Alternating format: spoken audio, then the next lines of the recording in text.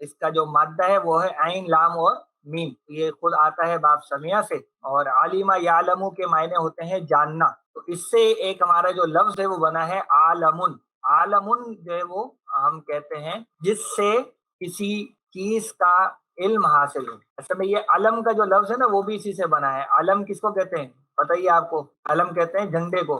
झंडा होता है, उसको देखकर भी क्या होता है, कुछ इल्म जो है वो आपको हासिल हो जाता है। तो यहाँ आलमुन की जमा इस्तेमाल हुई है आलमूना, और जर में आकर वो लफ्ज बन गया है आलमीना। किस चीज का इल्म हासिल हो, यानी अल्लाह की मारिफत हासिल हो।